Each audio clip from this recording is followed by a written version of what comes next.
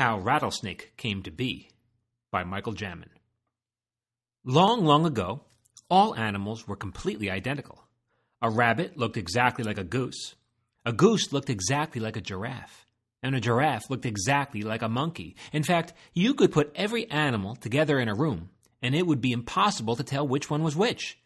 Only someone with a strong background in guesswork could stand a chance, and even they would only get it right 1 out of every 3 times. Naturally, being identical was the fairest, most democratic way of life. Everyone had 4 furry legs and a head, everyone was equal, and everyone was happy, right? At first, maybe, but not for long. The animals started to complain. They all wanted to be different. Some wanted fast legs so they could be first at the buffet line. Others wanted camouflage so they could hide when it was time to do their homework. And others, believe it or not, wanted to be so small they could live inside sewers. Children, believe me when I say this. This is almost true. One day, a salesman came up with a great idea that would solve everyone's problems. He would open a store that sold all the body parts that the animals desired.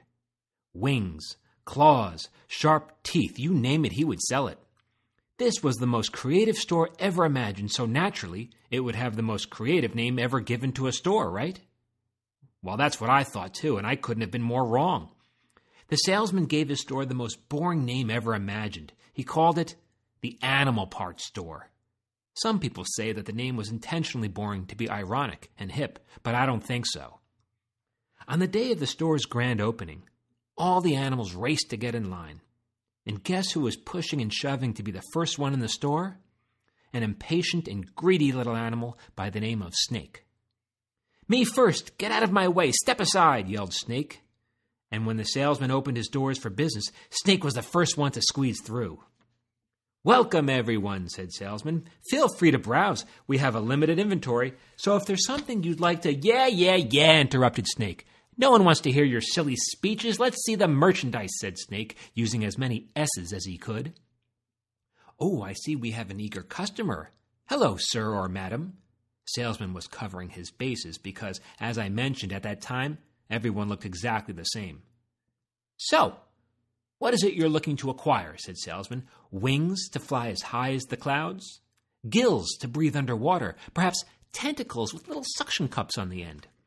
Yes, and yes, said Snake. "I want it all. One of each. I want one of those long toucan beaks to crack nuts, and I want one of those dolphin blowholes so that I can talk in clicks even if no one knows what I'm saying, and I want a pair of those fast cheetah legs so that I can win football games, and in case I don't win, I want some of those black and white zebra stripes so that I can also be the referee and make calls in my favor, and I want some of that funky-looking reptile skin. It looks expensive and tacky. I love it. And I want a penguin tuxedo for the Oscars, and I want a ribbit pouch that I stick under my chin and inflates whenever I say the word ribbit, and I want peacock feathers. I don't know why, I just do. And I want a forked tongue so I can taste this and that at the same time. It'll be easier to know which is better, and I'll have both, and you'll have none. Ha! And I want fangs filled with venom because vampire movies are very popular this year. And I want a shark fin because they look cool. And I want..." Whoa, said Salesman. "You can't possibly take everything. If you do, that'll leave nothing for the others." "The sign on the door says first come, first serve, and I'm first come, so too bad," said Snake. "That is true," said Salesman. He was regretting having hung that sign in the first place, but there was a hole in the wall, and he used it to cover it. "Mr. or Mrs. Snake, wouldn't you rather be fair and let everyone get something instead of hogging it all to yourself?" "No offense," said Salesman, looking to Hog. "None taken," said Hog, who ironically had just given up his turn at the water fountain. "Ooh, I wish I could, but I'm afraid I can't," said Snake. "I'm going to have it all, and everyone else is going to have none, and I'm going to be the best-looking, most tricked-out animal in the world. Meow and rough." Snake pushed and shoved his way down the aisles, sticking animal parts all over his body.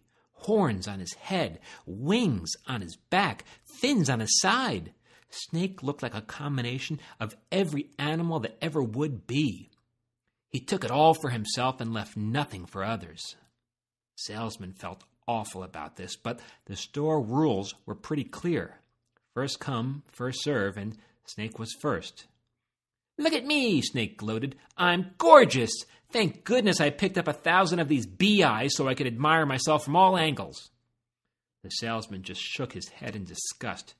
It pained him to see the look of disappointment on all the other animals' faces. Snake was about to pay his bill when one final item, sitting on a back shelf, caught his eye. "What's that beautiful thing?" said Snake. "I must have it." Salesman was shocked, and who can blame him? After all, Snake was pointing to, of all things, a maraca. "That's a maraca," said Salesman. "It's not even for sale. I've always been interested in music, so I'm taking classes to learn how to play it." Snake shook the maraca hard. His mind raced with possibilities. He could play in a band. He could imagine it was a rain stick. He could hold it behind his back and rattle it, pretending there was something loose in his head. Oh, the joy it would bring! "I'm buying it, salesman, and you can't stop me," said Snake. "But it's not even for animals." "No one asked your opinion," said Snake, reaching into his snakeskin wallet to pay the bill. "Just put it on my tail. I want to wear it out." And so Salesman did. Just then, a crack of thunder filled the sky. A storm was approaching. Snake opened his umbrella and strolled out of the store with a broad smile across his face, not caring at all how the others felt. "Sorry, suckers," said Snake. "I just bought out the store. Looks like all of you laid a big goose egg." "I'm kidding, I bought that too." Snake laid a big goose egg on the sidewalk and went about his way. He turned the corner, passing Goldfish in his bathing suit. He was hoping to buy fins so that he could take swimming lessons. "Hey, Goldfish, how do you like my fins? Too bad there's none left for you." Goldfish, who was always very polite, responded, "Oh, that is too bad. I was so looking forward to doing laps this morning. I do like your baby rattle, however." "Baby rattle?" shrieked Snake. "It's not a baby rattle. It's a maraca. Haven't you ever been to Venezuela, stupid?" Just then everyone laughed. "It does look like a baby rattle," said Goat, trying to get his goat. "Yeah, it does look like a baby rattle," parroted Parrot. "What's the matter, Rattlesnake? Were they out of pacifiers?" crowed Crow.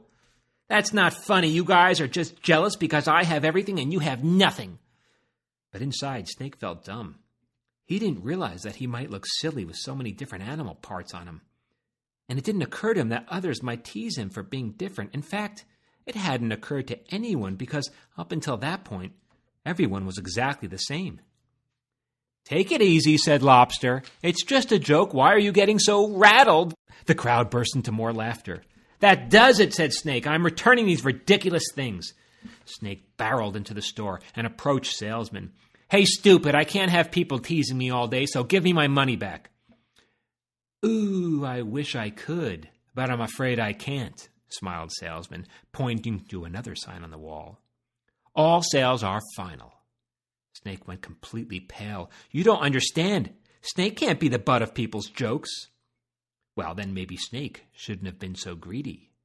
Snake threw a temper tantrum. He was not accustomed to not getting his way. "Unfair! Wrong! Undo! There shall be recriminations!" "Hey, Snake," said Giraffe, "if you want, I'll take that long neck off your back." "Oh, great, perfect, thank you, Giraffe." "And I'll take that mask from you," said Raccoon. "It's yours," said Snake. "It made me feel like a criminal anyway." "See," said Snake to Salesman, "I found a way around your ridiculous rules." Soon all the animals gathered around Snake, each one offering to take a different part from Snake. Even Frog offered to take Snake's ribbit pouch from him, although he, too, was unclear what purpose it would serve. Within a few minutes, Snake had been picked clean and was relieved to be free of all his encumberments. "Phew, I'm back to good old handsome me." "Not exactly," said Salesman. "It looks like you gave away a little too much of some things," he said, pointing to where Snake's arms and legs used to be. "Egad, you're right. I must have accidentally given them away." "And you also didn't give away enough of others," said Salesman. He motioned to Snake's tacky snakeskin and his super trendy vampire fangs, and of course, the baby rattle stuck to his tail. "Wait a minute. I look ridiculous. I can't go around slithering on my belly. I chafe." But at that point, all the animals had since left. "Would you like to have some of my slime?" offered Slug, who was still there because he was so slow. "No, I don't want your stupid slime. I want my arms back, and I want my legs. I want my old body!" Snake was fuming. His blood was now cold with anger. He was mad at the world, but more importantly, he was mad at himself for being so greedy. He slithered out the door, his life forever changed. He had a baby rattle on one end, vampire fangs on the other, and humiliation all the way in between. Snake found the nearest rock and hid underneath it, ashamed to be seen in public. And that, my friends, is how Rattlesnake came to be. If you should ever pass him on your journey, give him plenty of space, for he will take his anger out on you, even if he's the one he's truly mad at. But above all, remember that Rattlesnake was not created this way. He was made this way by his own greed.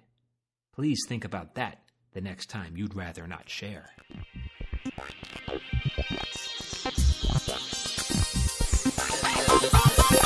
My look is my own, put it together my way. I mix it up and wear 'em every day. I'm a walking piece of art. Myself, huh? When I'm in charge, the fun never stops. So many different things to choose. It's also comfy, I can't lose. Be yourself. Give it a whirl. Every day is magic for a twirly girl. I'm a twirly girl. I'm one of a kind. My imagination frees my mind. I'm laughing And playing. and loving the world. I'm not like anyone else, 'cause I'm a twirly girl. Sometimes I twirl and fly away. Who do I wanna be today? I think today I'll wear this way first. That's a surprise. I'll flip it and